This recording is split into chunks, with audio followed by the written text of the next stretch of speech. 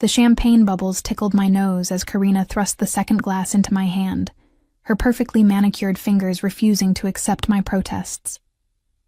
The bass from the club's sound system vibrated through the VIP booth's leather seats, making the liquid shimmer under the rotating colored lights that swept across our corner of the balcony overlooking the main dance floor. 42 is not dead, Camille, Kelly shouted over the music, her sequined top catching the strobe lights like a disco ball. 42 is freedom. You signed those divorce papers 3 weeks ago. Tonight we celebrate. I took a reluctant sip, the expensive Dom Perignon sliding down my throat with an ease that belied its price tag. My friends had chosen Vertigo, one of São Paulo's most exclusive nightclubs, the kind of place I hadn't set foot in since my early 20s. Back then, I'd been young and fearless, dancing until dawn in clubs far less glamorous than this temple of chrome and glass that catered to the city's elite. 18 years of marriage to Eduardo had smoothed away those rough edges, replaced spontaneity with routine, adventure with predictability.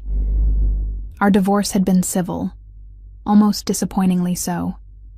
No drama, no fighting over assets, just two people who'd realized somewhere along the way that they'd become strangers sharing a bed and a mortgage. "The DJ is incredible tonight," Karina said, swaying to the remix of some American pop song I vaguely recognized from the radio. She'd been my closest friend since our daughters attended the same primary school 15 years ago. Where my life had contracted into the narrow confines of suburban respectability, hers had expanded.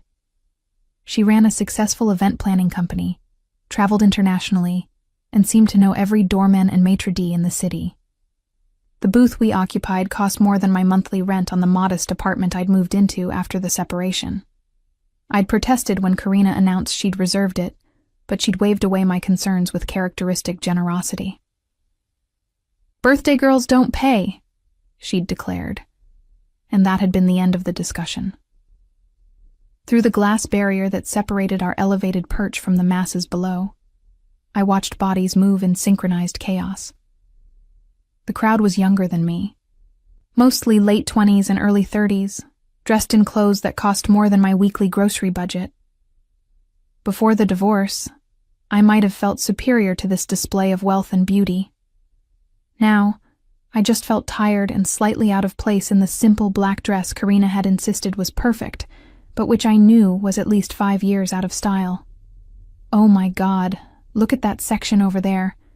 Kelly pointed with her champagne flute toward the opposite side of the balcony, where another VIP booth glowed with even more opulent lighting. Unlike our space, which was cordoned off with velvet ropes, that area featured an actual door and tinted glass panels that obscured whoever occupied it from casual view. "That's the owner's private area," Karina said with the authority of someone who made it her business to know such things. "They only open it for very special clients. I heard a Saudi prince was here last month." The champagne was making my head feel pleasantly light, the music's rhythm seeping into my bones despite my determination to remain the responsible adult in our trio. Karina had already finished her second glass and was pouring a third, while Kelly had abandoned her drink entirely in favor of dancing in place, her hips moving with an ease I envied. "Come on, Camille." Kelly grabbed my free hand, pulling me to my feet. "At least stand up. You've been sitting like you're at a funeral since we got here." I rose, unsteady on the heels Karina had lent me because those flats are absolutely not happening tonight. The view from standing was dizzying, both from the height and the alcohol.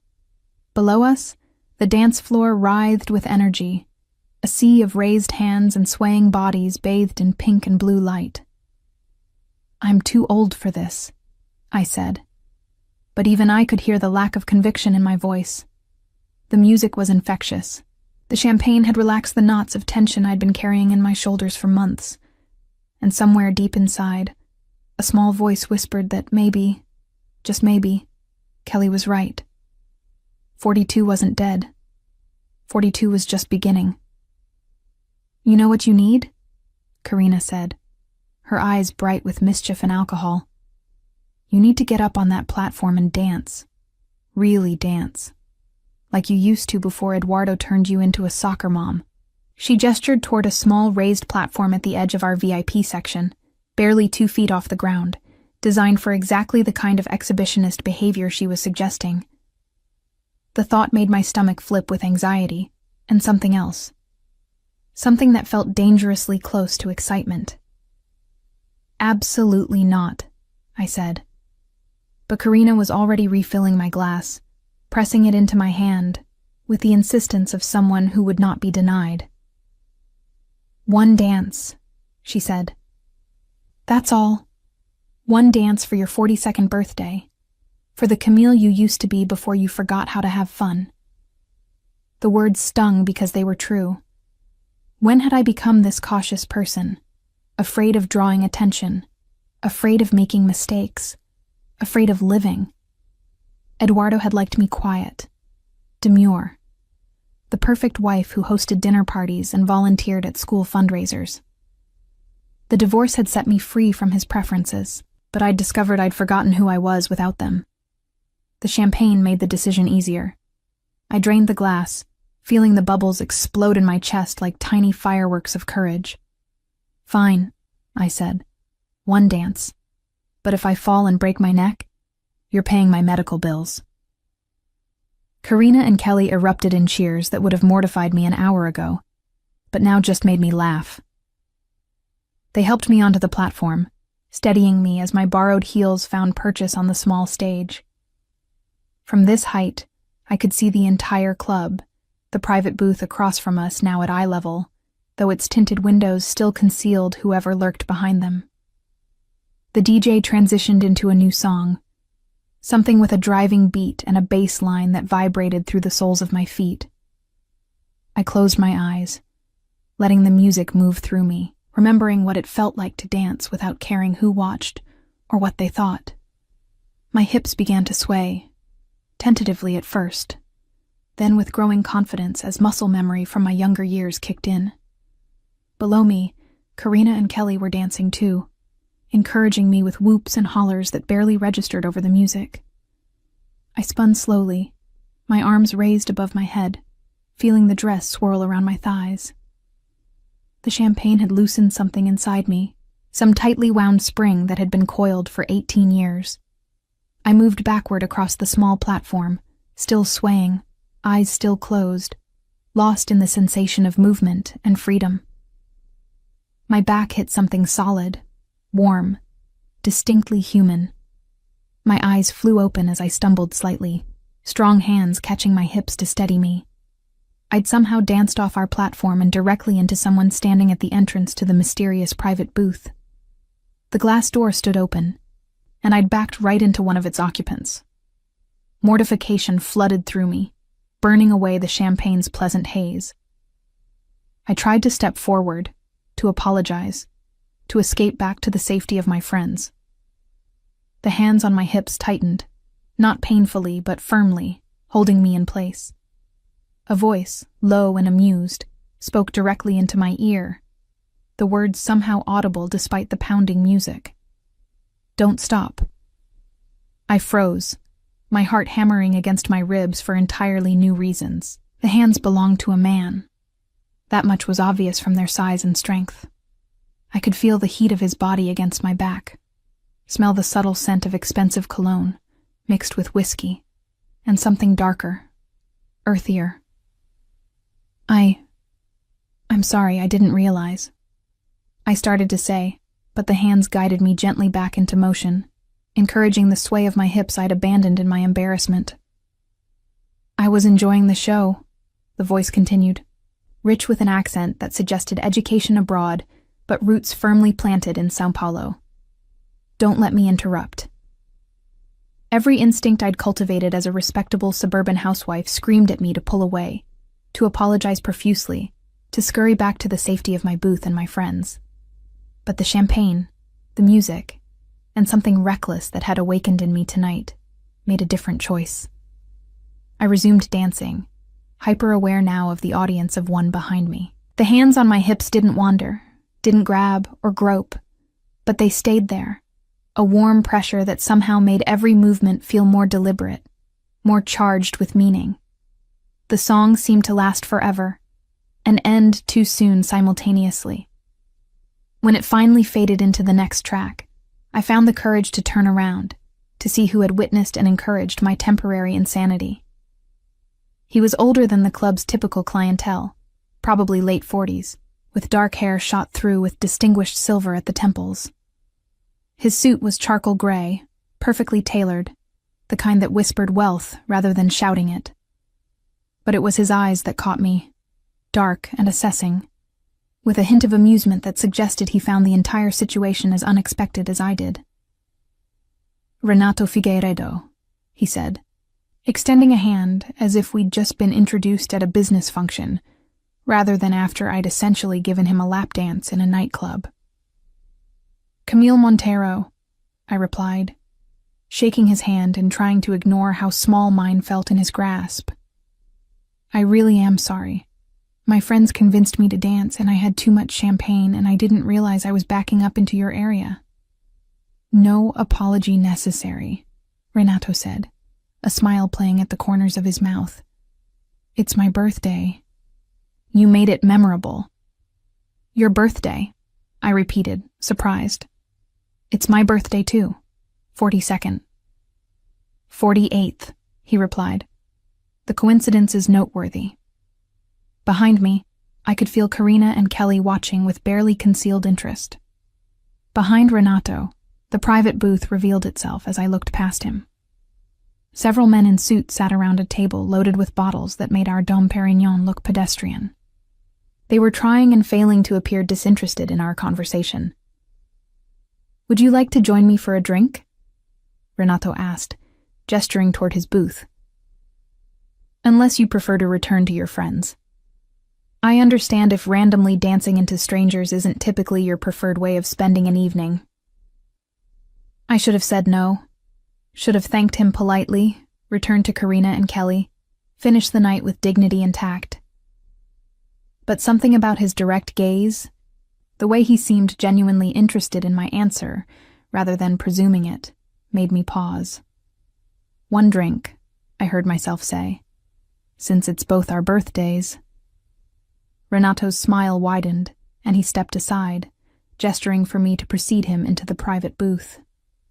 As I passed Karina and Kelly, Karina mouthed, "Oh my God," while Kelly gave me an enthusiastic thumbs up. I rolled my eyes at both of them, but couldn't suppress the small smile that tugged at my lips. The interior of the private booth was another world entirely.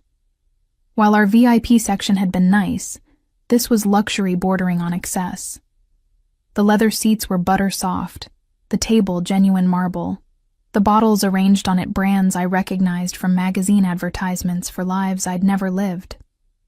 Renato's associates stood as we entered, a gesture of respect that felt oddly formal given the setting. Renato introduced them briefly. Walter, his attorney. Zeffirino, a business partner in imports. Two other men whose names I immediately forgot, but whose watchful eyes I did not. "We were just leaving," Walter said smoothly, and within moments the booth had emptied except for Renato and myself, the door clicking shut behind the departing men, with a finality that should have alarmed me but somehow didn't. Renato poured 2 glasses of something amber and aromatic, handing me one before settling into the seat across from me.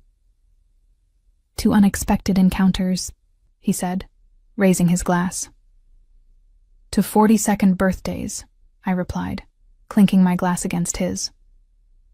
The liquid burned pleasantly, warming me from the inside in a way the champagne hadn't. "Tell me, Camille Montero," Renato said, settling back in his seat with an ease that suggested he was accustomed to commanding spaces and conversations. "What brings a woman who clearly doesn't make a habit of dancing in nightclubs to vertigo on a Thursday night?" The perceptiveness of the observation caught me off guard. "That obvious?" "You dance like someone who used to know how but forgot for a while," he said. "And when you opened your eyes and realized you'd backed into me, you looked like you wanted the floor to swallow you whole, not the reaction of someone comfortable in this environment." I took another sip of the whiskey, using the moment to decide how much truth to offer this stranger. "Divorce," I finally said. Finalized 3 weeks ago. My friends decided I needed to celebrate my freedom and my birthday simultaneously. Something shifted in Renato's expression, a flicker of understanding. 18-year marriage? How did you? You have the look, he said simply. Someone who's been part of a unit for so long that being singular again feels like missing a limb, even if you're the one who chose the amputation. The metaphor was dark, but accurate. And you? Are you celebrating anything besides another year older? Another successful acquisition, Renato said. My business involves finding rare objects, convincing their owners to part with them, and placing them with new owners willing to pay considerably more than the previous ones believed they were worth. An antiques dealer? I asked. Interest piqued despite myself. My grandmother had left me a small antique shop when she died 5 years ago, a dusty space in an older neighborhood that I'd kept meaning to revive, but never found the time or energy while married to Eduardo. Among other things, Renato replied, his tone suggesting layers I wasn't privy to. I specialize in European furniture and art from the 18th and 19th centuries. Items with provenance, history, stories to tell. We talked for an hour, maybe more. The music faded to background noise as Renato described a recent acquisition trip to Portugal, where he'd tracked down a set of hand-painted tiles from a demolished monastery. I found myself telling him about my grandmother's shop, the inventory gathering dust, my dream of transforming it into something viable. You should let me see it, Renato said suddenly. I have contacts, resources. Perhaps we could collaborate. The suggestion was both thrilling and terrifying. You don't even know me. I know you dance like you're afraid someone's watching, but wish they weren't, Renato said. I know you married too young and stayed too long. I know you're intelligent, because the questions you've asked about provenance and authentication aren't amateur curiosities. And I know that when you talk about your grandmother's shop, your entire face changes. That's enough for me to be interested in seeing what you have. The directness should have been off-putting. Instead, it was refreshing after years of Eduardo's passive-aggressive communication style. This is crazy, I said. I accidentally twerk on a stranger in a nightclub and an hour later we're discussing a business partnership? Is that what you were doing? Renato asked, his eyes gleaming with amusement. Twerking? I thought you were just dancing. The heat that flooded my face had nothing to do with the whiskey. Oh God, I really did, didn't I? I'm so sorry, Camille, Renato interrupted gently. Stop apologizing. You made my birthday infinitely more interesting than it would have been otherwise. Now, are you going to show me this shop? Or are you going to let it continue gathering dust while you figure out what 42 and divorced looks like? I met his gaze, seeing challenge there, but also genuine interest. What did I have to lose?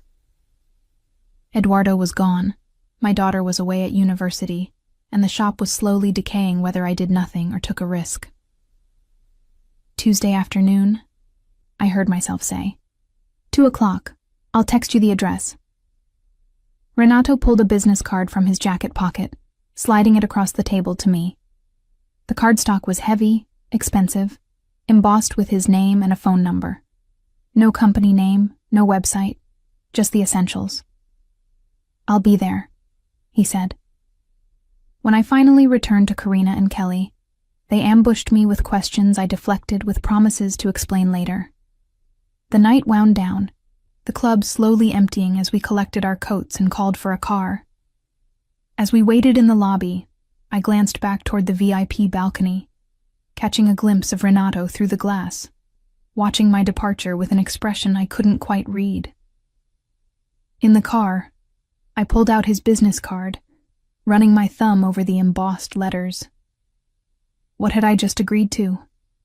A business meeting with a man I'd met while accidentally grinding against him in a nightclub. My rational mind insisted it was insanity. But the part of me that had danced on that platform, the part that had been dormant for 18 years, whispered that maybe insanity was exactly what I needed. The antiquario sat on a quiet street in Pinheiros, sandwiched between a vintage bookstore and a cafe that had been there since the 1960s. I arrived an hour early on Tuesday, using the time to frantically dust surfaces and arrange the chaos into something resembling order. My grandmother had called this place Casa das Memorias, House of Memories, and it had been her pride and joy for 40 years before her death. Now it was mine, though I'd done little to honor her legacy beyond paying the minimal rent and occasionally stopping by to ensure vandals hadn't broken in. The inventory she'd left behind was substantial, but disorganized. Portuguese azulejos leaned against French armoires. Brazilian colonial furniture shared space with Italian marble busts, everything covered in a fine layer of neglect. I'd changed clothes 3 times that morning, finally settling on tailored black pants and a cream silk blouse that I hoped struck the right balance between professional and approachable. My hands trembled slightly as I arranged papers on the cluttered desk near the front window, though whether from nerves or the 2 espressos I'd consumed, I couldn't say. At precisely 2 o'clock, a black Mercedes sedan pulled up outside. Renato emerged, looking every bit as polished as he had at the club, though the nightclub's dim lighting hadn't revealed the full impact of him in daylight. He wore a navy suit this time. No tie, the top button of his white shirt undone in a way that managed to look both casual and deliberate. I met him at the door, suddenly conscious of how shabby the shop must appear to someone who dealt in high-end acquisitions. "Welcome to the chaos," I said, trying to keep my tone light despite the anxiety coiling in my stomach. Renato stepped inside, and I watched his eyes move methodically across the space, cataloging, assessing. He said nothing for a long moment, just walked slowly through the narrow aisles between furniture and crates, occasionally pausing to examine something more closely. "Your grandmother had excellent taste," he finally said, running his hand along the carved back of a 19th century settee, "and terrible organizational skills." Despite myself, I laughed. That's the most diplomatic way anyone's ever described this place. "How much of this inventory have you cataloged?" Renato asked, pulling out his phone and snapping photos of various pieces. "Cataloged?" I repeated. "There's a ledger she kept, but it's mostly in Portuguese, and her handwriting was atrocious. I've been meaning to digitize everything, create a proper database, but between the divorce and work." I trailed off, the excuses sounding hollow even to my ears. "What do you do for work?" Renato asked, his attention now focused on a collection of ceramic pieces stacked haphazardly on a shelf. "I teach art history at a private school," I said. "Or I did. I'm taking a sabbatical this semester to figure out what comes next." Renato turned to face me, his expression thoughtful. "So you understand value, provenance, historical context? You just lack the business infrastructure to monetize it." The blunt assessment stung because it was accurate. "When you say it like that, it sounds pathetic." "It sounds like an opportunity," Renato corrected. He gestured around the shop. "You're sitting on easily 2 million reais worth of inventory. Probably more if everything's authenticated properly. Your location is good, not prime but respectable. The building has character. With the right investment and expertise, this could be extraordinary." 2 million reais. The number made my head spin. That's impossible. Most of this stuff has been here for decades. "Which means it's appreciated considerably," Renato said. He pulled out one of the chairs, a delicate Louis XV piece I'd always thought was pretty but unremarkable, and sat down, gesturing for me to do the same. "Let me propose something. A partnership. I provide the capital for restoration, proper inventory management, marketing, and connections to serious collectors. You provide the space, the existing inventory, and your expertise in art history. We split profits 60-40. 60-40 in whose favor?" I asked, my pulse quickening. "Yours," Renato said. "It's your grandmother's legacy, your shop, your reputation in the community. I'm simply the facilitator." I stared at him, trying to find the catch in an offer that seemed too generous to be real. Why would you do that? You don't know me. Don't know if I can actually run a business successfully. I know you've kept this place alive for 5 years despite having every reason to let it go, Renato said. I know you understand the merchandise well enough to recognize quality even if you don't know current market values. And I know that when you talk about this shop, there's passion there. Passion is harder to find than capital. My phone buzzed with a text from Karina. How's the meeting with Mr. Nightclub? Don't do anything I wouldn't do, which leaves you plenty of options. I silenced it, focusing on Renato. What's the timeline you're imagining? 6 months for initial inventory and authentication, Renato said. 3 months for necessary restoration and shop renovation. 9 months total before we relaunch as a serious player in São Paulo's antiques market. I have a team that can handle the heavy lifting. Appraisers, restorers, designers. Your role would be curatorial and client-facing. It was everything I'd dreamed of doing with the shop, but had convinced myself was impossible. The practical part of my brain screamed warnings about going into business with a man I barely knew, about the risks of failure, about how Eduardo would mock me for this impulsive decision.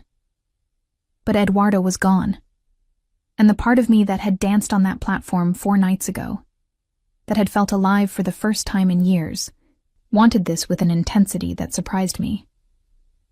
I want to see a formal proposal, I said. Contract terms, timeline, budget breakdown, everything in writing before I agree to anything. Renato's smile was approving.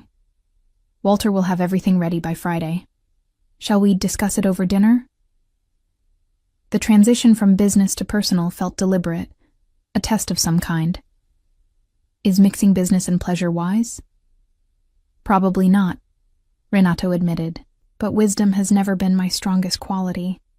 Besides, we need to discuss the actual inventory in detail, and I'd prefer to do it somewhere with better lighting than this shop currently offers. He had a point. The overhead fluorescents I'd installed years ago cast everything in harsh, unflattering light. Fine. Dinner on Friday, but somewhere public and well lit.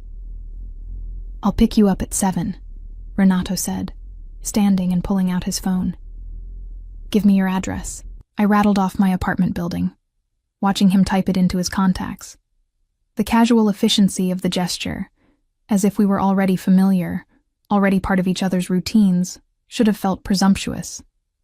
Instead, it felt like a door opening, a path appearing where before there had only been fog. After Renato left, I spent the rest of the afternoon photographing inventory, my mind racing with possibilities. I called Karina, who listened to my rambling explanation of the proposal with unusual silence. Camille, she finally said when I paused for breath. Do you know who Renato Figueiredo actually is? The question sent ice down my spine. An antiques dealer, an importer, he told me. He's also known for having connections to the parallel market, Karina interrupted. Not illegal exactly, but gray area. There are rumors about how he acquires certain pieces, about deals made outside official channels. My brother-in-law works in customs. He mentioned Figueiredo's name once in a conversation about shipments that arrive with incomplete provenance documentation. I sank into my grandmother's old desk chair, the wood creaking under my weight. You're saying he's a criminal? I'm saying he operates in spaces most legitimate dealers won't touch, Karina said carefully. That doesn't make him dangerous necessarily, but it makes him complicated. Are you sure you want to go into business with someone like that? Was I? 24 hours ago, I would have said absolutely not. But sitting in the shop, looking at decades of accumulated beauty slowly deteriorating from neglect, I realized I didn't have better options. No bank would loan me the capital needed for restoration. No legitimate investor would look twice at a dusty antique shop run by a recently divorced art history teacher with zero business experience. He's offering me a chance to actually do something meaningful with this place, I said. Maybe the only chance I'll get. Just be careful, Karina said. Men who seem too good to be true usually are. And men who grab your hips in nightclubs and then show up with business proposals definitely are. After we hung up, I researched Renato online. The results were sparse but intriguing. A few mentions in Portuguese business journals about successful auctions. A photograph from a charity gala 3 years ago. Renato in a tuxedo beside a woman I didn't recognize. No social media presence, no personal website, nothing that revealed the man behind the name. What I did find were whispers in collector forums, mentions of Figueiredo securing pieces other dealers couldn't touch. A disputed Caravaggio that had appeared in a São Paulo collection after being missing for decades. A set of pre-Columbian artifacts that somehow avoided repatriation laws. Nothing concrete, nothing provable, but enough smoke to suggest fire. Friday arrived faster than I expected. I changed 4 times before settling on a burgundy dress that Karina had helped me pick out specifically for this dinner. "If you're going to dance with the devil," she'd said, "at least look amazing doing it." Renato arrived exactly at 7, driving himself this time in a vintage Jaguar that purred like a contented cat. He opened my door, his manners old-fashioned in a way that reminded me of my grandfather. The restaurant he'd chosen was in Jardins, intimate and expensive. The kind of place where prices weren't listed on the menu, because if you had to ask, you couldn't afford it. The maitre d' greeted Renato by name, leading us to a corner table with practiced discretion. "I took the liberty of ordering wine," Renato said as we settled into our seats.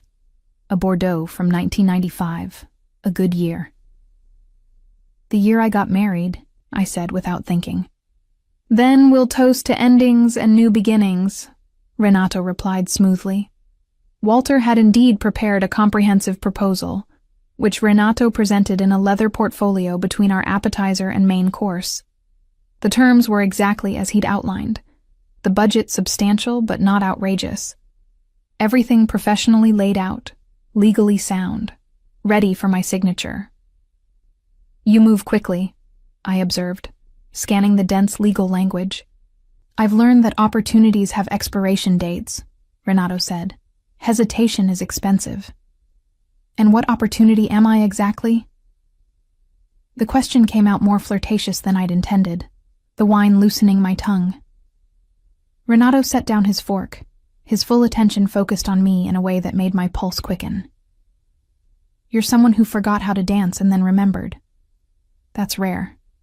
Most people who forget stay forgotten." "Is that what you think happened at the club?" "I remembered how to dance?" "I think you remembered how to not give a damn what anyone thought," Renato said. "That's more valuable than any antique in your grandmother's shop." We talked through dessert and coffee, the conversation flowing easily from business to personal and back again. I learned he'd been married once, briefly, in his 20s. No children, no drama. Just 2 ambitious people who wanted different futures. He'd built his business from nothing, starting as an apprentice to an Italian dealer who taught him to see value where others saw junk. "What about the rumors?" I asked finally, the wine giving me courage I wouldn't have had sober. "About how you acquire certain pieces." Renato didn't flinch. "I operate in gray spaces, legal but unconventional. I have contacts in places official dealers won't go. Sometimes that means navigating complicated politics. Sometimes it means paying more than market value to convince someone to sell. But everything I touch is legitimate by the time it enters the market. That's not exactly a denial of wrongdoing. Because I won't insult your intelligence with denials," Renato said. "Yes, I bend rules. Yes, I have relationships with people others consider unsavory. But I've never dealt in stolen goods, never trafficked in blood antiquities, never built my business on anyone's suffering but my own." The honesty was disarming. Eduardo had lied about everything from his whereabouts to his feelings. Renato's directness, his refusal to sugarcoat his reality, felt like oxygen after years of suffocation. "I need to think about this," I said, gesturing to the contract. "It's a big decision." "Of course," Renato said. "Take until Monday. But Camille, don't think too long. The version of you that danced on that platform 4 nights ago already knows what you want to do. He drove me home, walking me to my apartment building's entrance like we were teenagers on a first date. At the door, he caught my hand, bringing it to his lips in a gesture so old-fashioned it should have been ridiculous, but instead sent heat racing up my arm. "Whatever you decide about the business," he said softly, "I'd like to see you again, if you're willing." I should have said no, should have kept professional boundaries firmly in place. Instead, I heard myself whisper, "I'd like that too." Over the weekend, I reviewed the contract obsessively, even consulting with a lawyer friend who declared it surprisingly fair. Monday morning, I texted Renato a single word: "Yes." His response came immediately: "I'll pick you up at 9 a.m. tomorrow. We have work to do." And just like that, my life shifted again, tilting toward something uncertain and thrilling and possibly dangerous. I thought about calling Karina, explaining my decision, but I knew what she'd say. Instead, I poured myself a glass of wine and stood at my apartment window, looking out at São Paulo's glittering skyline. Somewhere out there, Renato was probably doing the same thing. Planning, strategizing, moving pieces on a board I was only beginning to understand. But for the first time since my divorce, I felt like I was moving too. Not just reacting to life, but actively choosing it. The woman who'd backed into a stranger while dancing would have never made this choice. But she wasn't that woman anymore. She was becoming someone new, someone braver, someone willing to risk falling for the possibility of flying. The transformation of Casa das Memorias began with ruthless efficiency. Renato arrived that first Tuesday morning with a team of 6 people: appraisers, photographers, a database specialist, and 2 restoration experts who spoke in rapid Portuguese about varnish deterioration and wood rot as they moved through the shop with practiced eyes. I'd expected to feel overwhelmed, pushed aside in my own grandmother's space. Instead, Renato positioned me at the center of everything. Every piece required my approval before being catalogued. Every restoration decision came to me first.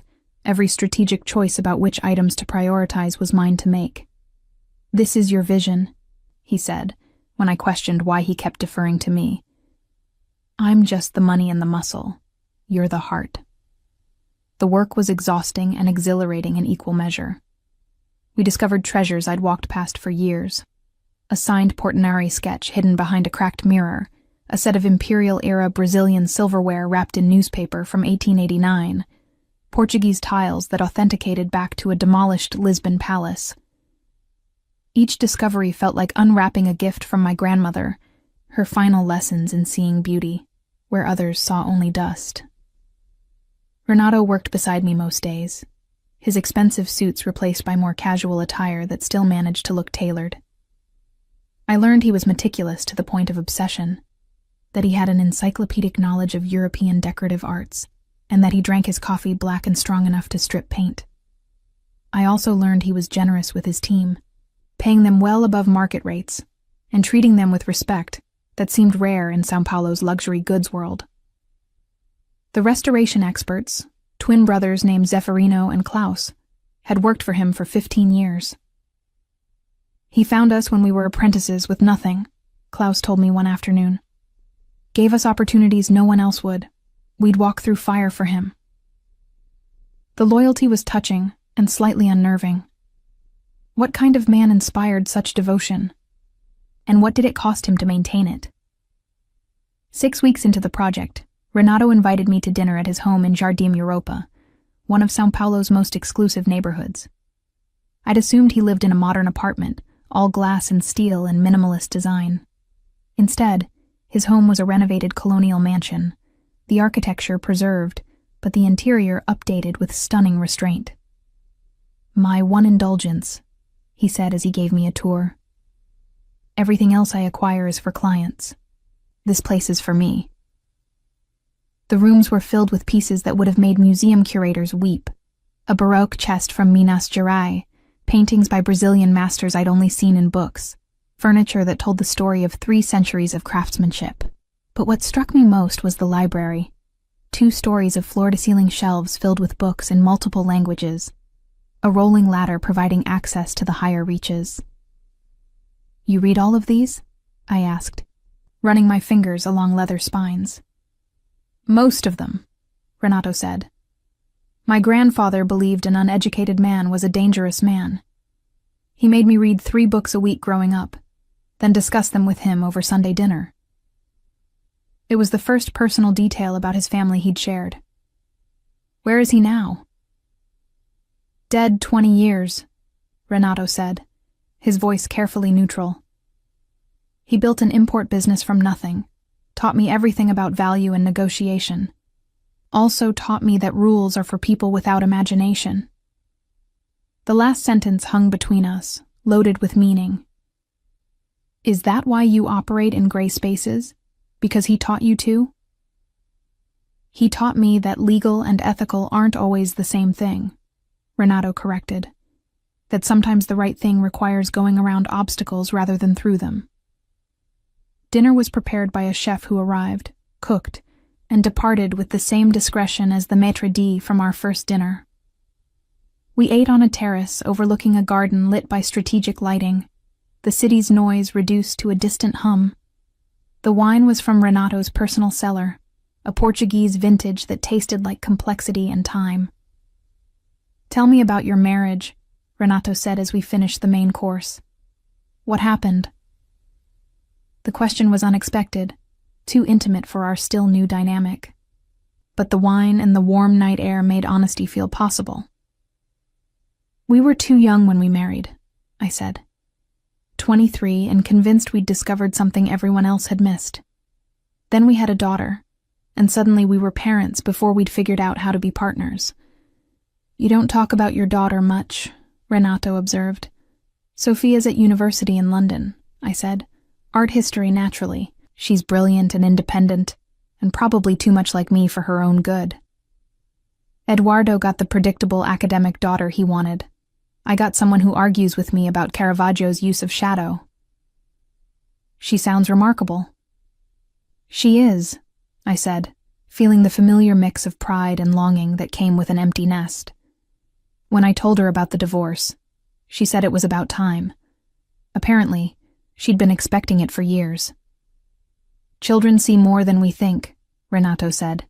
"They understand performance and reality better than adults do." "Did you want children?" I asked. Something shuddered in his expression. "Once. My ex-wife didn't. It was one of many incompatibilities we discovered too late." The meal ended with coffee and a dessert I was too full to finish. Renato walked me through the garden, pointing out orchids he'd collected from various countries, explaining their origins with the same passion he brought to furniture and art. "Everything you surround yourself with has a story," I observed. "Objects are honest," Renato said. "They don't lie about their origins or pretend to be something they're not. A 17th century Portuguese chair is exactly that. No more, no less. I find that restful." "What about people?" I asked. "Are we too complicated for you?" Renato stopped walking, turning to face me in the garden's soft light. "Most people, yes. But you? You're complicated in ways that interest me." He kissed me then. Not tentative or asking permission, but with the same confidence he brought to every decision. His hands cupped my face, gentle but certain, and I melted into him with a surrender that would have terrified me if I'd stopped to think about it. When we finally broke apart, both breathing harder, Renato rested his forehead against mine. "I should take you home before I do something we might regret." "Who says I'd regret it?" The boldness in my voice surprised me. "Camille," Renato said softly, "when we go there, and we will, I want you certain. Not wine-drunk and caught up in the romance of gardens and moonlight. I want you clear-eyed and choosing me anyway." The consideration in his words did more to seduce me than any practiced line could have. He drove me home, kissed me once more at my door, then left me standing in my apartment doorway wondering what the hell I'd gotten myself into. The next morning, I found a delivery at my door, a rare edition of a book on Portuguese ceramics I'd mentioned admiring weeks ago, wrapped in brown paper with a note in Renato's precise handwriting. For your education. Though I suspect you could teach the author a few things. R. Work on the shop intensified. We were approaching the 3-month mark, and Renato wanted to host a soft opening for select collectors, a way to test the market before our official launch. The shop had been transformed. New lighting that made everything glow. Restored floors that gleamed. Strategic staging that turned jumbled chaos into curated elegance. I barely recognized the space my grandmother had left me. What had been a dusty repository of memories was becoming something alive, something valuable, something mine in a way it never had been before. Your grandmother would be proud, Renato said one evening as we reviewed the final inventory list. You've honored her legacy while making it your own. The shop wasn't the only thing transforming. I'd started dressing differently, investing in clothes that made me feel powerful rather than invisible. I'd cut my hair, the shorter style framing my face in a way that made me look younger, sharper, more like the woman I was becoming. Karina had noticed, commenting that I looked dangerously happy, in a way that concerned her. You're falling for him, she'd said over lunch the previous week. And I'm worried about what happens when you hit the ground. Maybe I won't fall, I'd replied. Maybe I'll fly. Camille, women like us don't fly, Karina had said gently. We're too old to believe in fairy tales. But standing in the transformed shop, watching Renato negotiate with a client over a 19th century escritoire with passion and precision, I wondered if maybe 42 wasn't too old for new beginnings. If maybe the version of myself I'd discovered on that nightclub platform was worth the risk of believing. The soft opening was scheduled for a Friday evening, invitation only, with 30 carefully selected collectors and dealers. Renato had hired caterers, arranged for wine service, even brought in a string quartet to provide ambiance. I'd protested the expense, but he'd waved away my concerns. First impressions are everything, he'd said. We're not just selling furniture. We're selling a story, an experience, a vision of what sophisticated collecting looks like. 2 days before the event, Renato's phone rang during our afternoon inventory session. He glanced at the screen, his expression shifting to something I'd never seen before. Concern bordering on fear. I need to take this, he said, stepping outside. Through the shop's front window, I watched him pace, his free hand gesturing sharply as he spoke in rapid Portuguese. When he returned 10 minutes later, the easy confidence I'd grown accustomed to had been replaced by tense calculation. What's wrong? I asked. Nothing that concerns the shop, Renato said, but his voice lacked its usual certainty. A business complication. I'll handle it. But over the next 2 days, I noticed changes. Renato took more calls, always stepping away for privacy. Men I didn't recognize visited the shop briefly, conferring with him in hushed tones before departing. The restoration team exchanged worried glances when they thought I wasn't looking. The night before the soft opening, I confronted him. What's happening? And don't tell me it's nothing. Everyone's acting like we're preparing for a siege instead of a party. Renato was silent for a long moment, weighing his response. There's an investigation, he finally said. Federal customs agents. They're looking into some of my import documentation from the past 2 years. Ice flooded my veins. Are you in legal trouble? Possibly, Renato admitted. There's a shipment from Portugal that arrived last year. The provenance documentation was incomplete. Nothing stolen, nothing illegal, but enough questions to trigger an audit. Oh God, I said, sinking into a chair. The shop. If you're charged with something, if there's a scandal. The shop is clean, Renato interrupted firmly. Everything we've done here is completely legitimate. Your inventory, our partnership, none of it touches the questionable parts of my business. I made sure of that from the beginning. Why? I asked. Why keep it separate? Renato knelt in front of me, taking my hands in his. Because this matters. You matter. I wasn't going to contaminate something good with my complications. The admission was as close to a declaration of love as I'd heard from him. What happens if they charge you? Then I face it, Renato said simply. I've been preparing for this possibility for years. I have excellent lawyers, contingency plans. But Camille, if it comes to that, you need to distance yourself from me. Publicly, completely. For your own protection.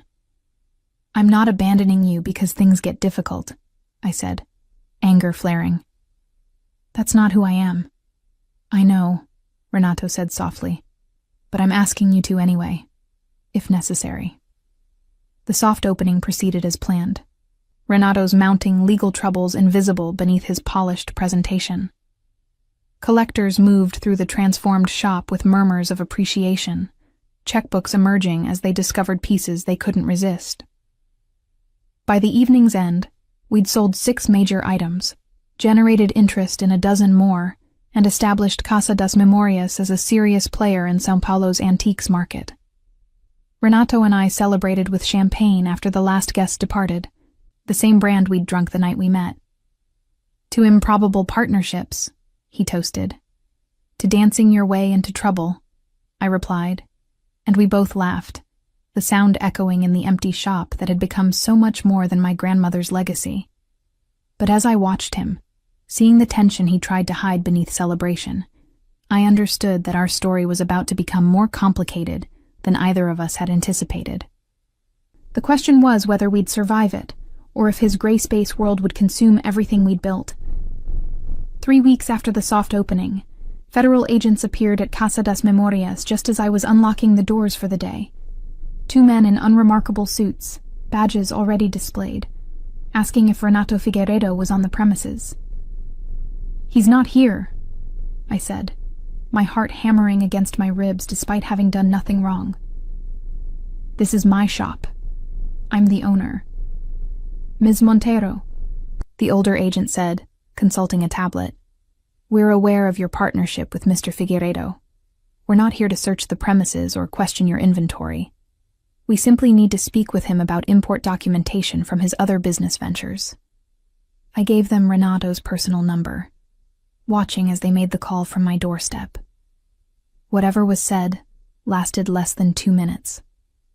They departed with polite nods, leaving me shaking in the shop's entrance as morning commuters hurried past on the sidewalk. I called Renato immediately. Federal agents were just here looking for you. I know, he said, his voice tight. They called me after leaving your shop. Camille, we need to meet. Not at the shop, not at my house. Somewhere neutral. We met at a quiet cafe in Vila Madalena, far from either of our usual haunts. Renato looked like he hadn't slept, his usually immaculate appearance slightly disheveled, stubble darkening his jaw. They're building a case, he said without preamble. The customs investigation has expanded. They're looking at multiple shipments, questioning authentication papers, scrutinizing everything I've brought into the country over the past 5 years. But you said everything was legitimate, I said, fear and anger tangling in my voice. It is, Renato insisted. Legally.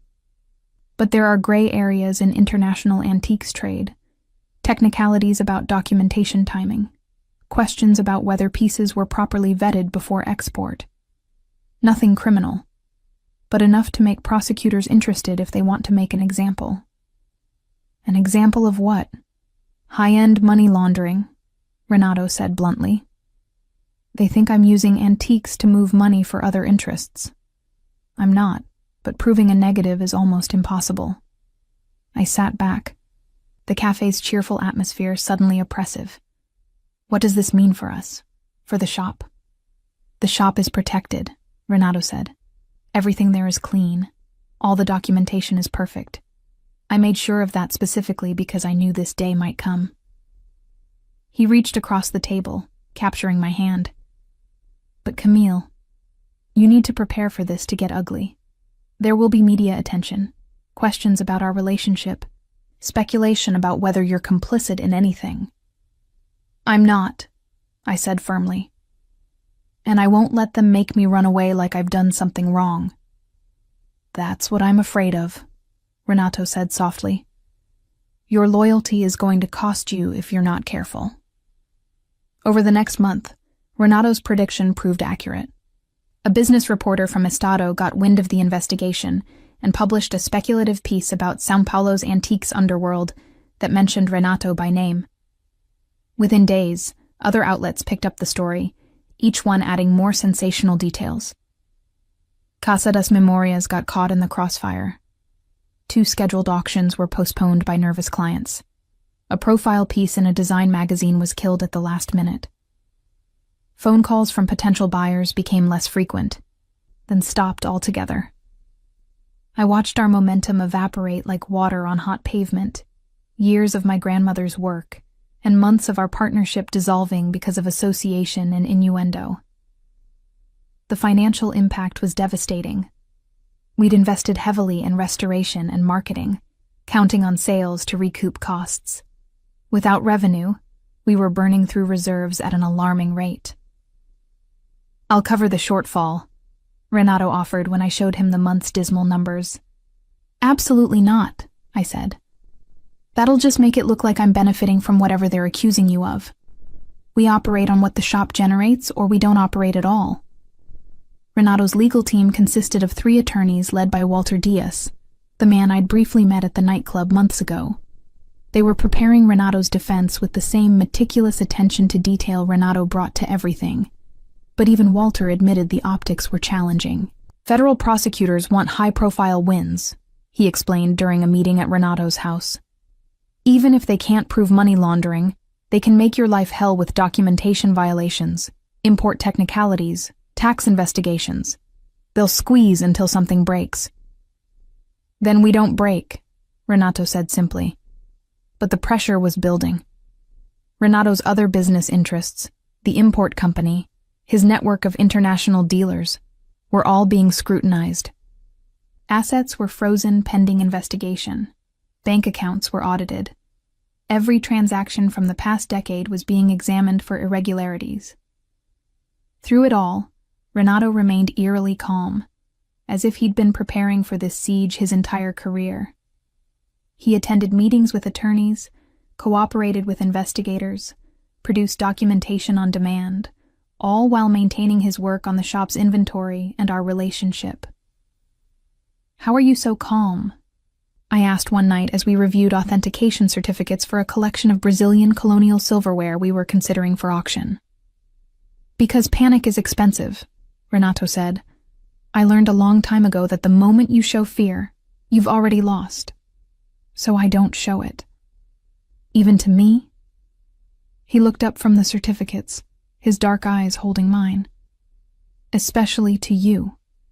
You see enough of my complications without having to see me fall apart." "I wouldn't think less of you for being human," I said softly. "I know," Renato replied, "but I'd think less of myself." The investigation reached a turning point in December, 6 months after the federal agent's first visit. Prosecutors formally charged Renato with 3 counts of import documentation fraud and 1 count of tax evasion. The charges were serious, but far from the money laundering allegations that had dominated media speculation. Walter called it a victory. They had nothing concrete, so they're going for technical violations. Maximum sentence is 3 years if convicted, probably less with good behavior, and we have strong defenses for all charges. But 3 years was 3 years. 3 years of Renato's life potentially lost to prison. 3 years of our partnership suspended. 3 years of uncertainty. "I won't let this destroy the shop," Renato said as we sat in his library the night the charges were announced. "Walter is setting up a trust structure that protects your interests regardless of what happens to me. The shop continues, you maintain full control, and if I'm convicted, my share of profits goes into an account you can't access but which ensures capital for operations." "Stop talking like you're already gone," I said, voice breaking. I'm being realistic, Renato said. The trial starts in March, verdict probably by June. If convicted, I'll appeal, but that could take another year. I need to know you'll be okay without me. I don't want to be okay without you, I said, tears finally spilling over. I want you here, fighting this with me, not planning for your absence like it's inevitable. Renato pulled me against his chest, his hand stroking my hair with uncharacteristic tenderness. I've made peace with whatever happens, he said quietly. I knew the risks of how I operated. I'm not afraid of consequences, but I am afraid of destroying you in the process. Then don't, I said, pulling back to look at him. Don't push me away or try to protect me by leaving. Let me choose to stay. Let me choose you. Even if choosing me means enduring scandal and financial uncertainty and possible social exile. Even then, I said firmly, I didn't dance my way into your life to run away the first time things got hard. Renato kissed me then, deep and desperate, and I responded with equal intensity. We made love that night with an urgency born of uncertainty. Each touch weighted with the possibility of it being temporary, each moment of connection precious because we didn't know how many remained. Afterward, lying in his bed surrounded by the antiques and art he'd spent a lifetime collecting, I understood something fundamental. I'd fallen completely, irrevocably in love with a man whose future was anything but certain, and rather than terrifying me, the realization felt like liberation. Whatever happens at trial, I said into the darkness, we face it together. No more protecting me. No more trying to shoulder everything alone. Partnership means the hard parts too.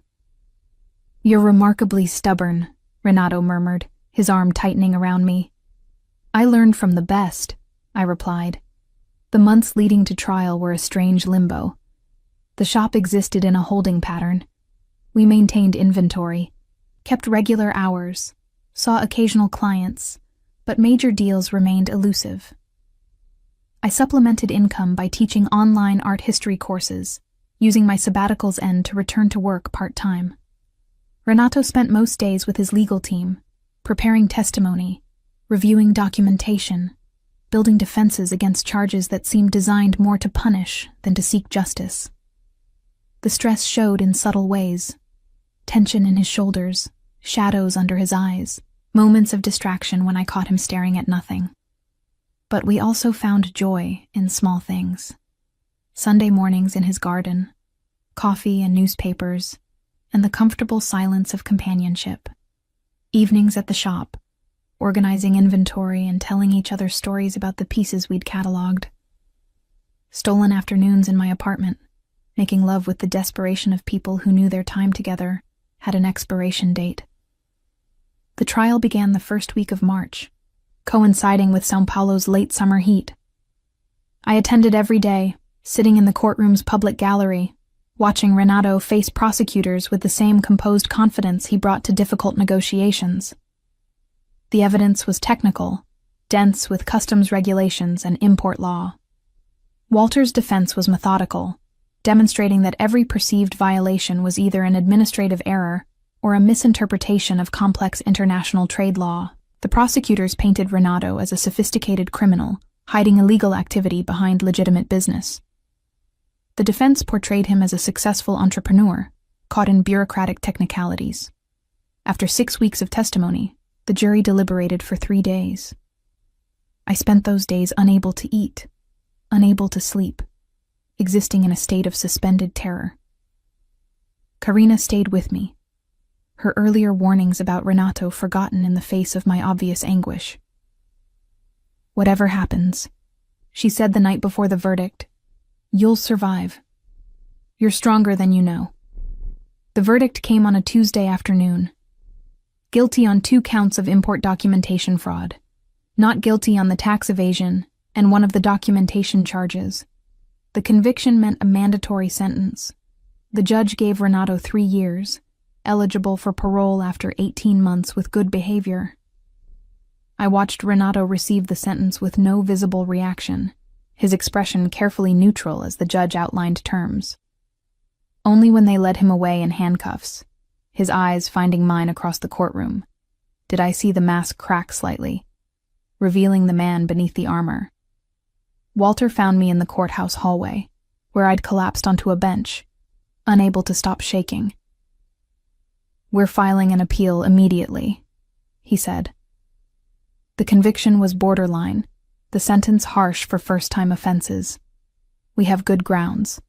"How long will an appeal take?" I asked through numb lips. "Minimum a year," Walter admitted. "Realistically, 18 months to 2 years before we get a hearing. In the meantime, Renato serves the sentence. 3 years, 18 months minimum." The numbers felt impossible, a chasm too wide to bridge. But even through the shock and grief, I felt something else. Determination. Renato had spent months preparing me to run the shop without him. Now I'd show him that preparation hadn't been wasted. The media coverage of the conviction was brutal. Headlines screamed about antiques fraud and high society crime, implying guilt far beyond what the jury had actually determined. The shop's phone rang constantly with reporters seeking comments. Clients who'd been neutral became actively hostile, their consignment agreements withdrawn, their interest evaporated. Within 2 weeks of the verdict, Casa das Memorias had lost 60% of its scheduled business. I stared at the empty appointment calendar and made a decision. If conventional clients wouldn't work with us, we'd find unconventional ones. If São Paulo's elite wanted to shun a shop associated with scandal, we'd build a different clientele. I reached out to younger collectors, people building first serious collections who cared more about quality and price than social acceptance. I partnered with interior designers in emerging neighborhoods, offering consignment terms established shops wouldn't consider. I leveraged my art history background to write authentication articles for trade publications, building credibility independent of Renato's tainted reputation. It was exhausting, humbling work. But slowly, gradually, the shop stabilized. Sales stayed modest, but consistent. The hemorrhaging of revenue stopped, then reversed. By the time Renato had served 6 months, Casa das Memorias was profitable again. Not spectacularly, but sustainably. I visited Renato every week at the minimum security facility, an hour outside São Paulo where he'd been assigned. The first visit had been terrible, seeing him in prison clothes, the institutional setting stripping away all the sophistication that was so integral to who he was. "The shop is doing well," I'd told him that first time, determined to be strong. "We sold the Baroque cabinet to a collector in Brasilia, and I've negotiated a consignment deal with 3 new designers." Renato had listened with evident relief. "You're saving what I couldn't," he'd said quietly. "Thank you." "I'm not saving it for you," I'd replied. "I'm saving it for us. So when you get out, we have something to come back to." As the months passed, our weekly visits became the rhythm around which I structured my life. Renato was adjusting to incarceration with the same strategic thinking he'd applied to business. He'd organized an art appreciation class for other inmates, leveraging his expertise into a way to make the time meaningful. He read voraciously, worked in the prison library, stayed physically fit. "I'm not wasting these years wallowing," he told me during one visit. "I'm preparing for what comes after." "What does come after?" I asked. "Whatever we build together," Renato said, his hand finding mine across the table. "If you'll still have me." "Always," I said, meaning it with every fiber of my being. At 45, I discovered I was better at business than I'd ever imagined. The shop that had nearly collapsed in the wake of Renato's conviction had evolved into something resilient and innovative. I'd expanded into online auctions, partnering with European platforms to reach international collectors. The physical space in Pinheiros became a showroom for authenticated pieces while the real business happened digitally, connecting buyers and sellers across continents. Renato's appeal moved through the legal system with glacial slowness. Walter kept me updated on progress, filing briefs and motions that seemed designed more to demonstrate activity than achieve results. "The system doesn't favor appeals," he admitted during one update. We're building a record for federal review, but that could take years. Meanwhile, my visits to Renato continued every Wednesday afternoon without fail. I watched the seasons change through the prison's visiting room windows. Summer heat giving way to autumn cool, winter rains washing the glass, spring blooming beyond the barbed wire. Inside, Renato remained constant, his spirits remarkably unbroken, despite the grinding tedium of incarceration. "Tell me about the shop," he'd say every visit, and I'd spend our hour together recounting sales, challenges, small victories. He'd offer advice, strategic thinking that helped me navigate complications. Our partnership hadn't ended with his conviction. It had simply adapted to new circumstances.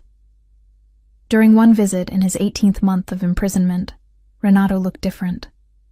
There was an energy to him I hadn't seen since before the trial. "I have news," he said. "The parole board approved my application. I'll be released in 6 weeks."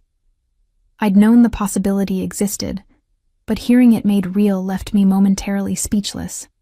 18 months.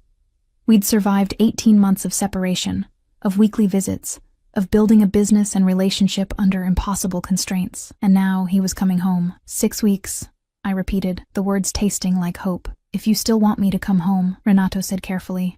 "I know this has been hard. If you've changed your mind about us, I understand."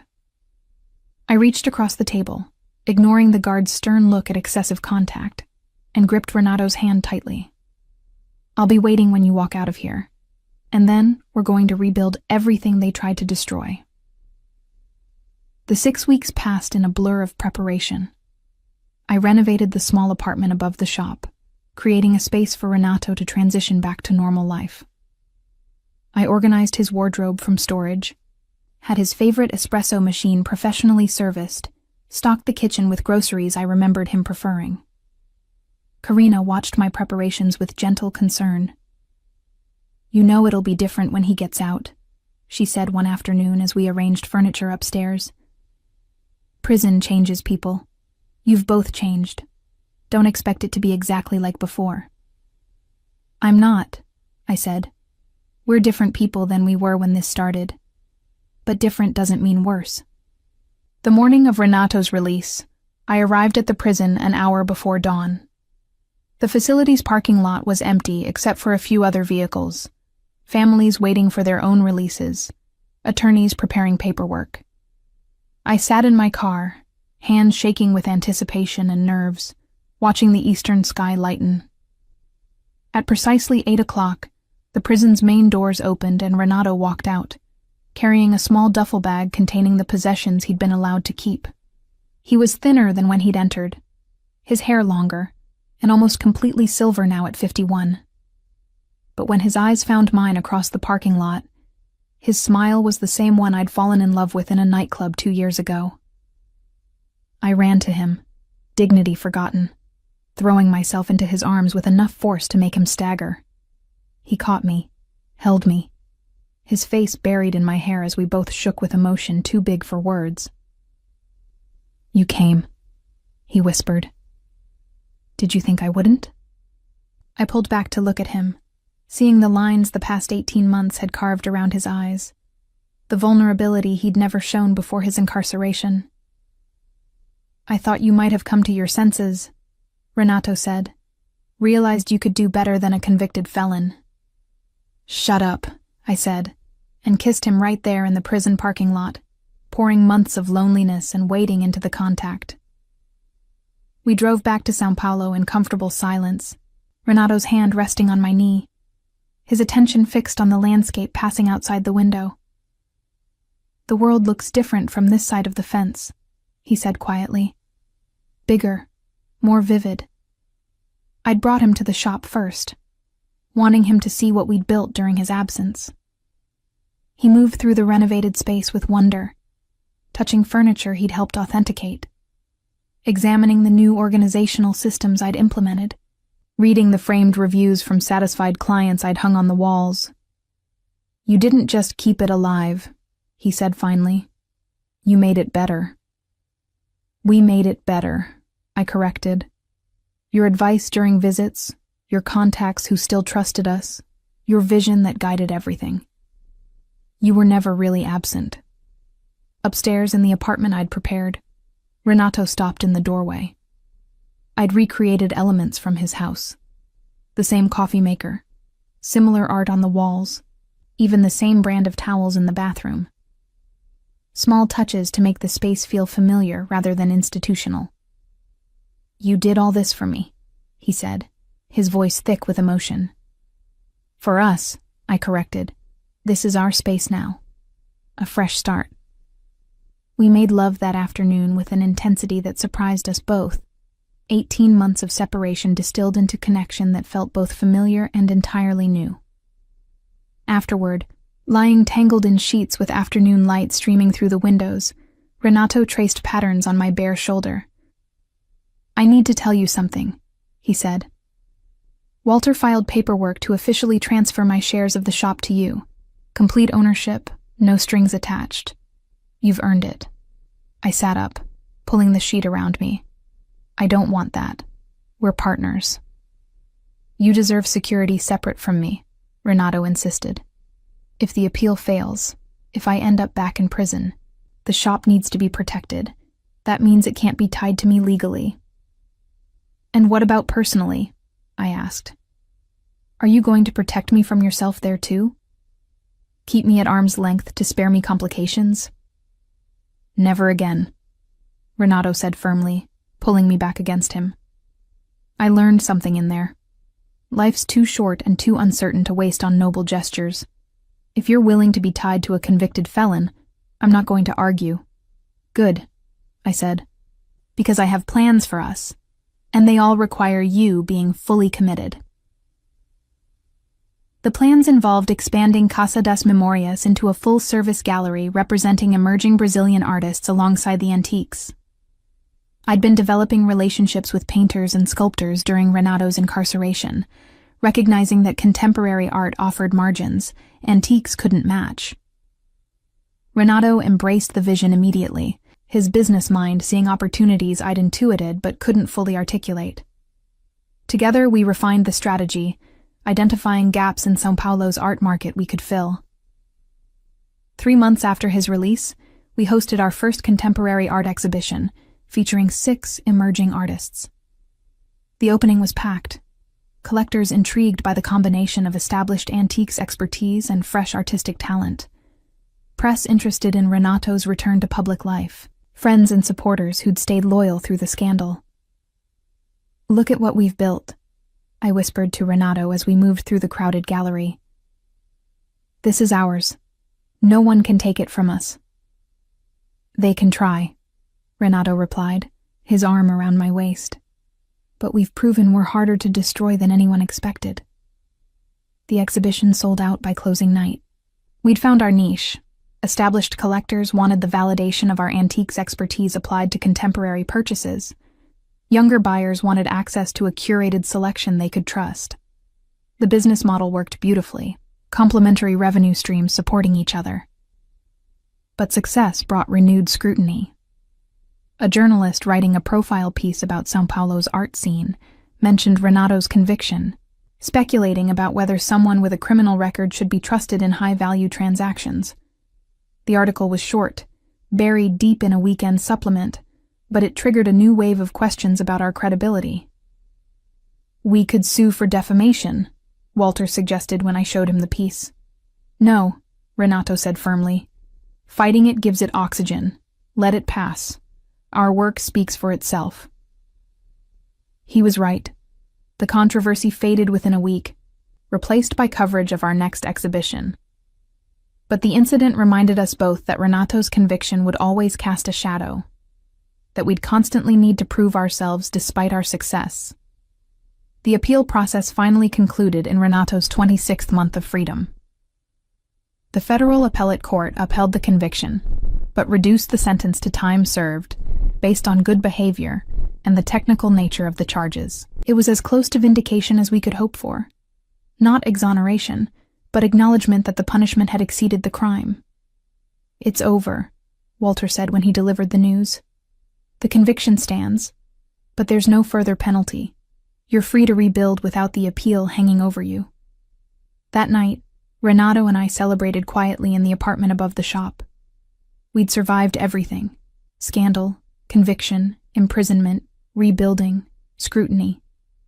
We'd emerged not unscathed but stronger, our partnership tested and proven. "I have something for you," Renato said as we finished dinner. He pulled out a small velvet box I recognized from his house, the antique jewelry cases he'd collected over years.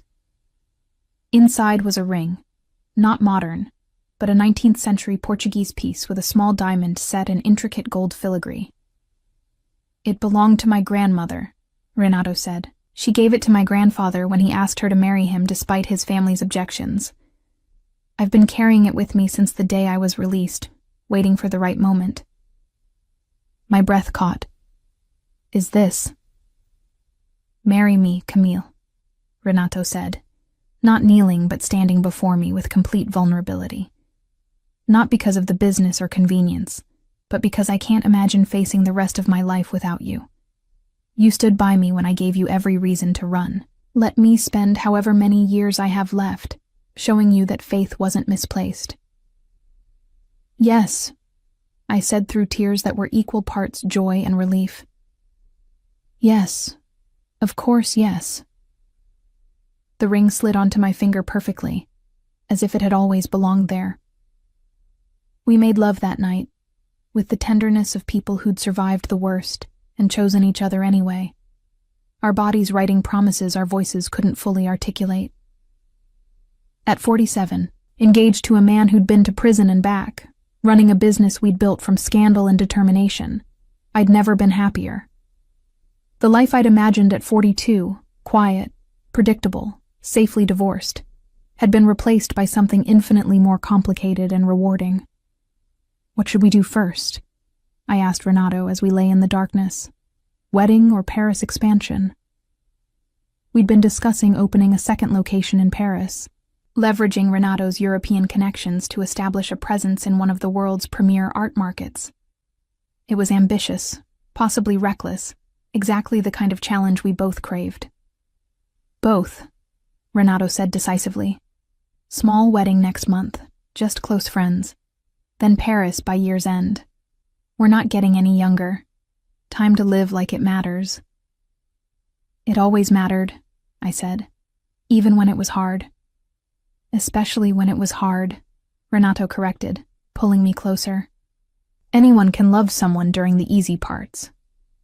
You loved me through prison. That's the kind of devotion men spend lifetimes searching for."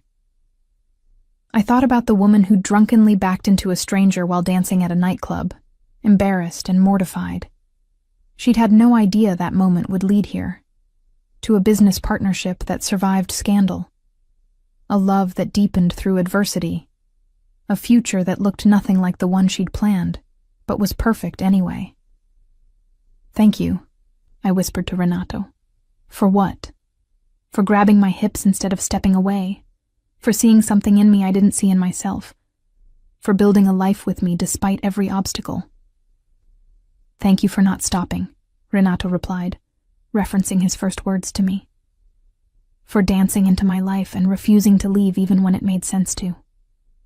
Outside, São Paulo's traffic hummed its eternal rhythm. Inside our small apartment above Casa das Memorias, surrounded by the art and antiques we'd fought to preserve, we held each other and planned a future that had seemed impossible 2 years ago. The worst was behind us. The best was yet to come. We married on a Thursday morning in October at the small chapel in Jardim Europa, where Renato's grandparents had exchanged vows 60 years earlier. The guest list was deliberately intimate. Karina and Kelly, who dragged me to that fateful nightclub, Walter and his wife, Zeffirino and Klaus from the restoration team, and Sophia, my daughter, who'd flown in from London with her girlfriend. "You look happy, Mom," Sophia said as she helped me into the simple cream dress I'd chosen. "Really happy. Not the fake happy you had with Dad." At 24, Sophia had her mother's directness and her own hard-won wisdom. She'd been supportive of my relationship with Renato despite his conviction, recognizing something I'd taken months to fully understand: that my happiness mattered more than social acceptability. "I am happy," I said, meaning it completely. Terrifyingly, wonderfully happy. The ceremony lasted 20 minutes. Renato stood at the altar in a charcoal suit, the same color he'd worn the night we met, his silver hair gleaming in the chapel's filtered light. When I walked down the short aisle on Sophia's arm, his expression transformed. Vulnerability and joy, mixing in a way that made my breath catch. We exchanged traditional vows with one addition Renato had requested. After promising to love and honor, we each added our own words. "I promise to never stop dancing," I said, "even when I forget the steps." "I promise to always catch you when you do," Renato replied, and everyone laughed through their tears. The reception was at Renato's house. Our house now, I reminded myself, still adjusting to the permanence of that change. We'd moved in together 3 months earlier, selling my modest apartment and combining our lives with the same strategic thinking we brought to business. The garden where he'd first kissed me had been transformed with string lights and carefully arranged tables. The menu featured Portuguese dishes Renato's grandmother had taught him to make, paired with Brazilian wines we'd selected together. It was intimate, personal, exactly what we both wanted. "To improbable partnerships," Karina toasted, raising her glass, "and to women who are never too old to start dancing." "To men wise enough to say, 'Don't stop,'" Walter added, earning laughs from everyone who knew the story of how we'd met.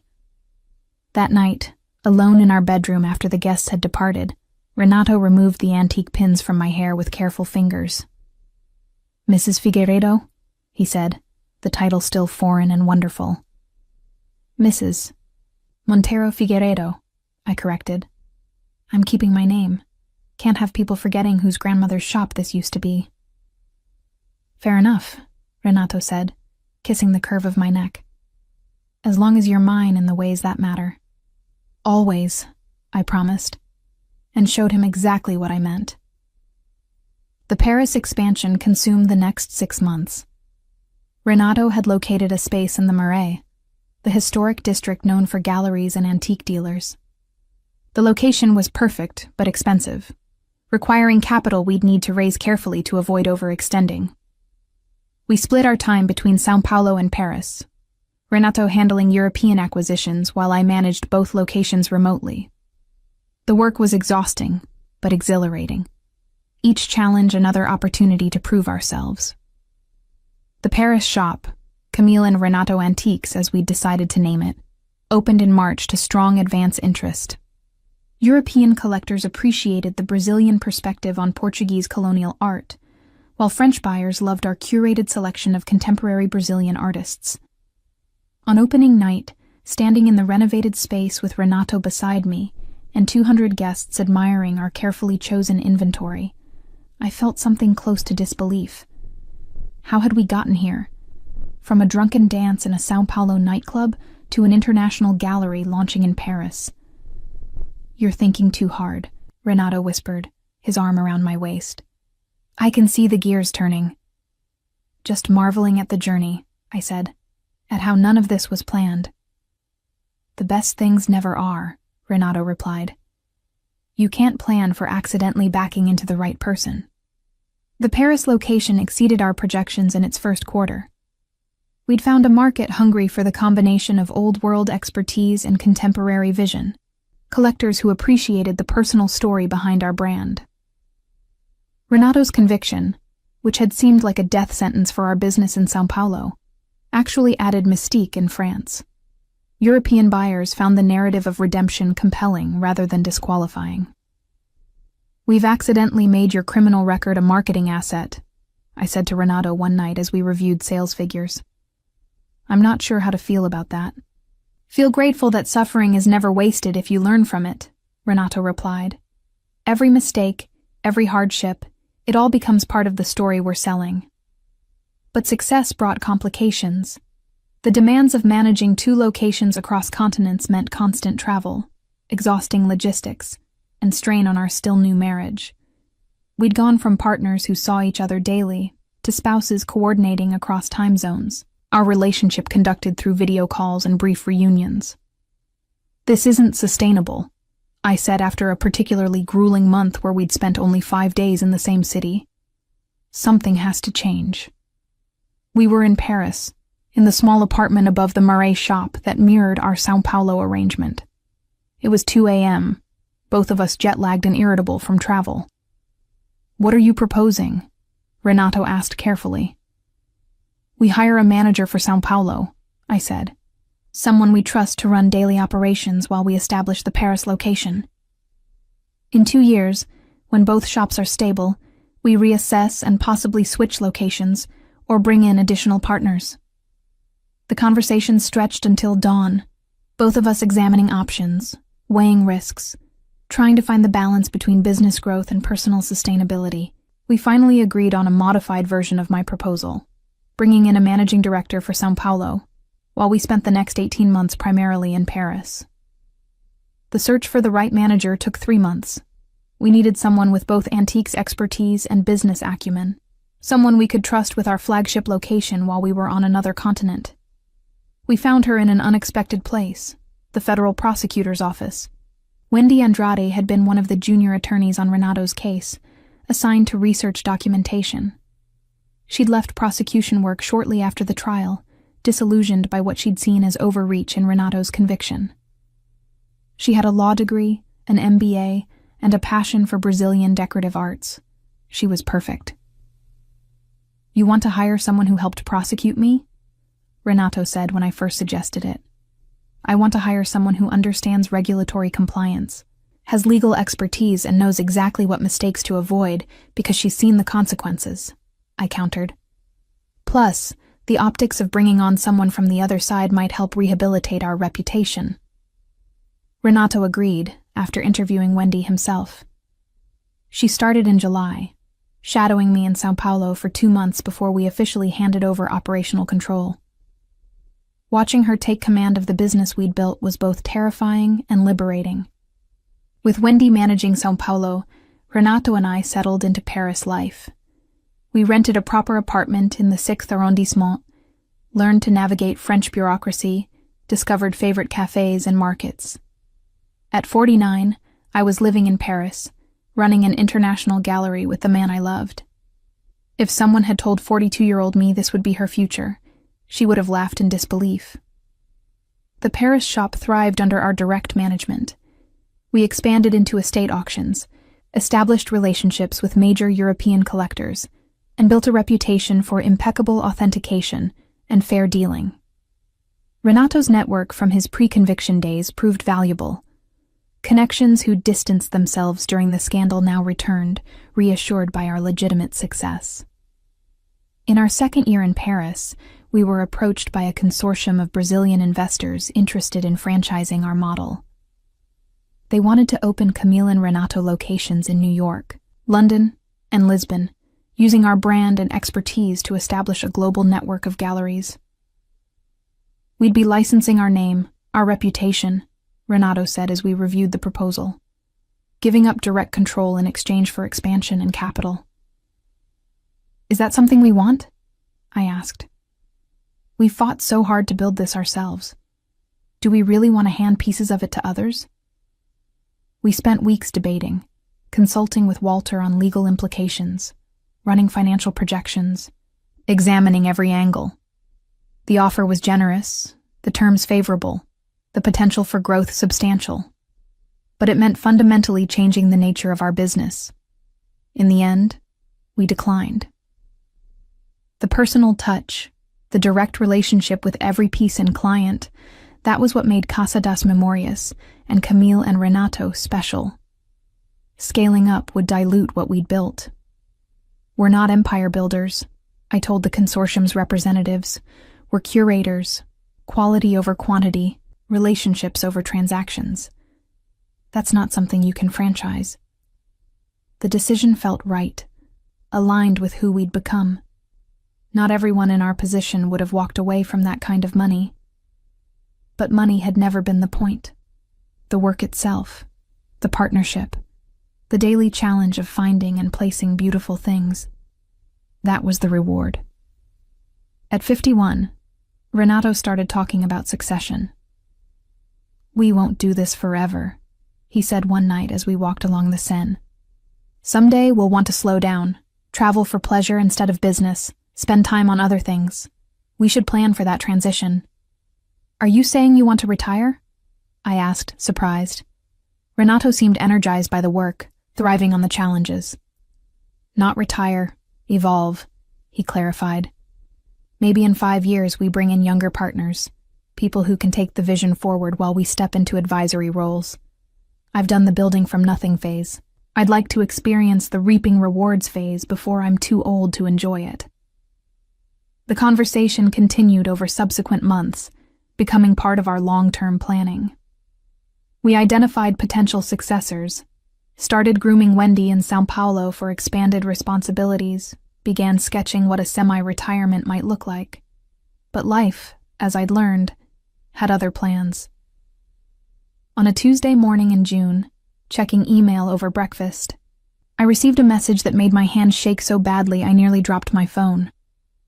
The subject line read, "Estate sale of interest, Alberto Santos collection, Lisbon." I knew that name. Everyone in Portuguese antiques knew that name. Alberto Santos had been one of Europe's premier collectors of Brazilian colonial art, his private collection rivaling major museums. He'd died 3 months earlier, and his estate was being liquidated through a series of highly exclusive auctions.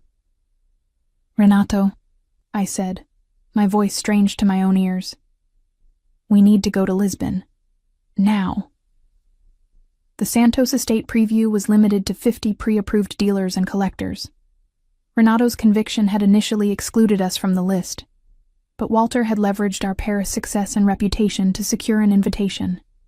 We had 48 hours to view the collection before the first auction. The Santos residence in Lisbon was a palace, literally, 4 stories of perfectly preserved 17th century architecture, filled with treasures that made even Renato, who'd seen everything, stop and stare. Brazilian Baroque furniture that had once graced colonial governors' residences, sacred art from demolished churches, ceramics and silverwork that documented 3 centuries of Portuguese-Brazilian exchange. "This is the collection of a lifetime," Renato whispered as we moved through the rooms. "Everything we've ever worked toward is represented here." "Can we afford to bid?" I asked practically. The estimates were astronomical, millions of euros for individual pieces. "We can afford to bid strategically," Renato replied. "Not everything, but select pieces that would anchor both locations. This is the opportunity we've been building toward." We spent 2 days evaluating, photographing, researching. Renato called in favors from conservation experts, arranged financing through dealers he'd partnered with over decades, built a coalition willing to bid jointly on certain lots. The auction was scheduled across 3 days, different categories each day. We targeted the final day, when colonial religious art and furniture would be sold. These were the pieces closest to our expertise, where our knowledge gave us an advantage over less specialized bidders. On the morning of the 3rd auction day, Renato and I sat in our hotel room reviewing strategy. We had authorization to bid up to 800,000 euros across 5 lots, money we'd secured by putting both shops up as collateral. It was a risk that would have terrified me 5 years ago. Now it felt like the culmination of everything we'd built. "Whatever happens today," Renato said, taking my hand, "we've already won. We're here. We're respected enough to bid. We've built something that gives us this opportunity. That's the real victory. Let's win the auction too," I said, kissing him. Victory is better with trophies. The bidding was fierce, competitive, exactly the high-stakes environment Renato thrived in. We lost the first 2 lots we bid on, outpaced by museums and private collectors with deeper pockets. But the 3rd lot, a paired set of Baroque side tables from Minas Gerais, we secured for 175,000 euros after a tense bidding war with a Brazilian museum. The 4th lot, a magnificent oratorio from an 18th century Bahian church, we let go. The bidding exceeded our limit quickly, and Renato knew when to walk away. But the fifth lot, the piece we'd identified as our primary target, we fought for with everything we had. A complete set of colonial-era furniture, 4 chairs, a table, and a cabinet, documented as having belonged to a Portuguese noble family before being shipped to Brazil in 1750. The provenance was impeccable, the condition extraordinary, the historical significance undeniable. The bidding started at 200 €. Within minutes it had doubled. Renato bid calmly, methodically, raising his paddle with the confidence of someone who knew exactly what he was willing to pay and why. When we hit 600,000 euros, only 2 bidders remained, us and a representative from a major American museum. At 700,000 euros, the museum representative hesitated, consulting via phone. Renato raised to 725,000 without blinking. The museum went to 750,000. Renato countered at 760,000, our absolute maximum. The room held its breath. The museum representative shook his head, withdrawing from bidding. The auctioneer's gavel fell. Sold to Paddle 47, Camille and Renato Antiques, for 760,000 euros.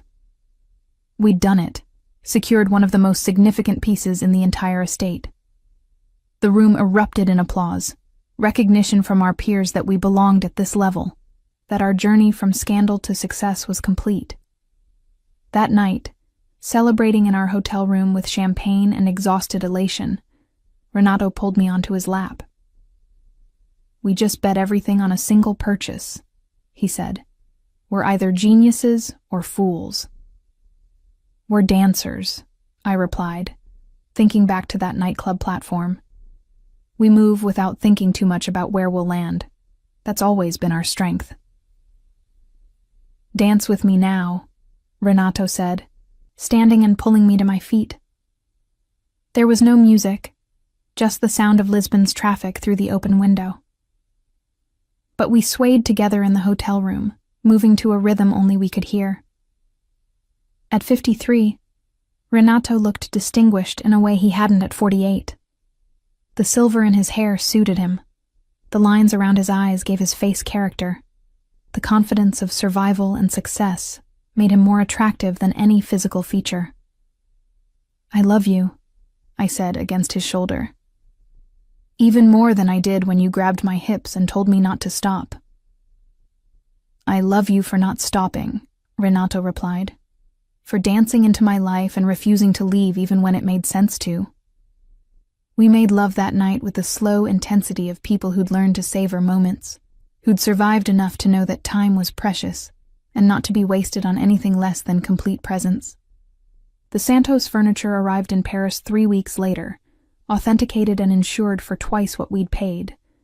We featured it in a special exhibition at the Marais location, the centerpiece of a show documenting 3 centuries of Portuguese-Brazilian cultural exchange. The opening was attended by curators from the Louvre and Musée d'Orsay, collectors from across Europe, and press from major art publications. Standing in the gallery, watching sophisticated Parisians admire furniture we'd fought to acquire, I thought about the improbable chain of events that had led here. A drunken dance, a business proposal, a federal conviction, 2 years of separation, rebuilding against impossible odds, and now this. International recognition, financial security, a partnership that had survived everything life could throw at it. "You're thinking again," Renato said, appearing at my elbow with 2 glasses of champagne. "Just marveling at the journey," I said, accepting the glass. "At how a single moment can change everything." "To dancing and to strangers," Renato toasted. "To strangers who catch us when we do," I replied, and we both laughed, the sound of people who'd survived enough to find joy in the absurdity of life's twists. The exhibition sold out before closing night. The Santos furniture alone generated enough profit to secure both shops' operations for the next 5 years. We'd done more than survive Renato's conviction. We'd built something sustainable, respected, uniquely ours. At 49, I had a business partner and husband I loved completely. 2 thriving galleries on different continents, and a future that felt full of possibility rather than predetermined. The version of myself who'd reluctantly climbed onto that nightclub platform wouldn't recognize the woman I'd become. But she was still there, somewhere inside. The part that could dance without caring who watched, that could take risks without knowing the outcome, that could back into a dangerous stranger and see possibility instead of threat. "Don't ever stop dancing," Renato whispered in my ear as the exhibition wound down. "Not planning on it," I replied. "We're just getting started." And standing there in our Paris gallery, surrounded by the fruits of our improbable partnership, I knew it was true. The best dances, the ones worth remembering, never really ended. They just evolved, finding new rhythms, new steps, new ways to move together through a world that tried its best to make you stop. But we hadn't stopped. And we wouldn't. Not as long as we had each other. Not as long as there were beautiful things to find and stories to tell and reasons to keep moving. The music might change, but the dance would go on.